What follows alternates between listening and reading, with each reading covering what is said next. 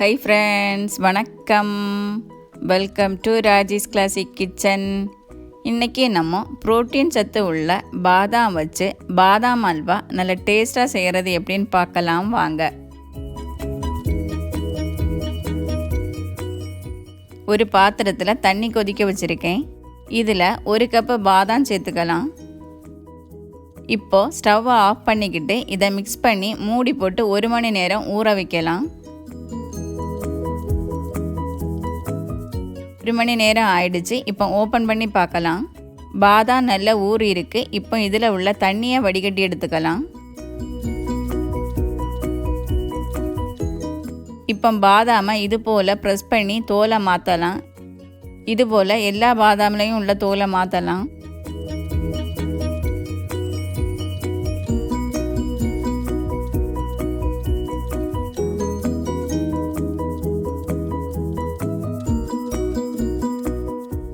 பாதாமில் உள்ள தோலை எல்லாம் மாற்றி எடுத்திருக்கேன்.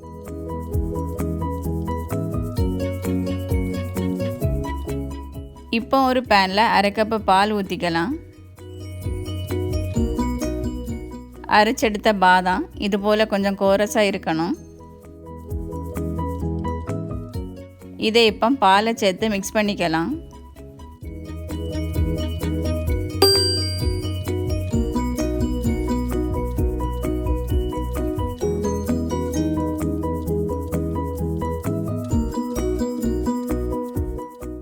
பாலும் பாதாமும் நல்லா மிக்ஸ் ஆகணும்.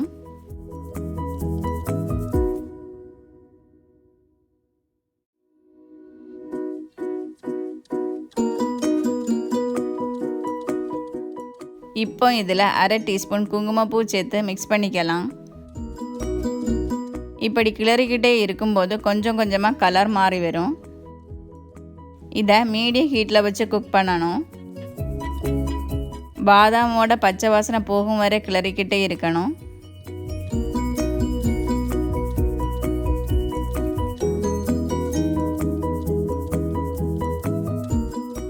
கால் கப்பு நெய் எடுத்துருக்கேன். இதை கொஞ்சம் கொஞ்சமாக சேர்த்து கிளறி குக் பண்ணணும்.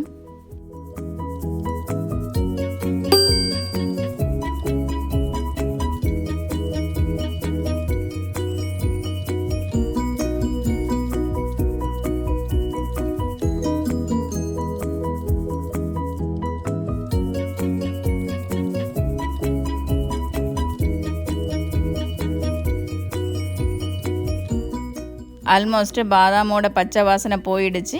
இப்போ ஒரு 3/4 கப்பு சர்க்கரை சேர்த்து நல்லா மிக்ஸ் பண்ணி குக் பண்ணலாம்.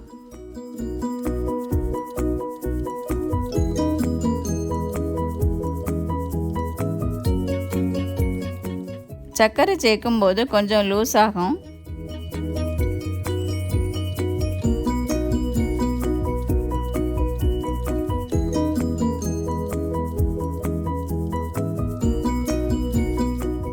இதில் இப்போ கொஞ்சம் கொஞ்சமாக நெய் சேர்த்து அல்வா பதம் வரும் வரைக்கும் குக் பண்ணலாம்.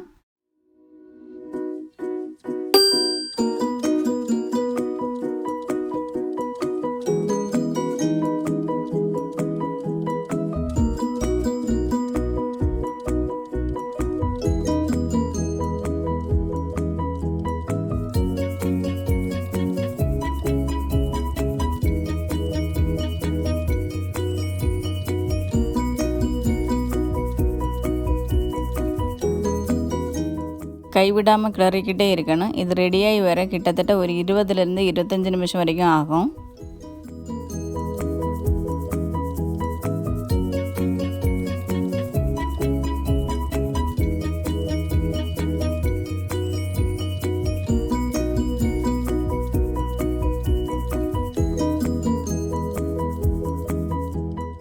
ஆல்மோஸ்ட் ரெடி ஆயிடுச்சு. அல்வா பாத்திரத்தில் ஒட்டாமல் நல்ல அழகாக சுருண்டு வந்திருக்கு. கடைசியாக கொஞ்சம் பொடிச்ச பாதாம் தூவி மாற்றிடலாம். இதோ நம்மளோட டேஸ்டியான பாதாம் அல்வா ரெடி. இந்த மாதிரி குழந்தைங்களுக்கு அடிக்கடி செய்து கொடுத்து அவங்க விரும்பி சாப்பிடுவாங்க.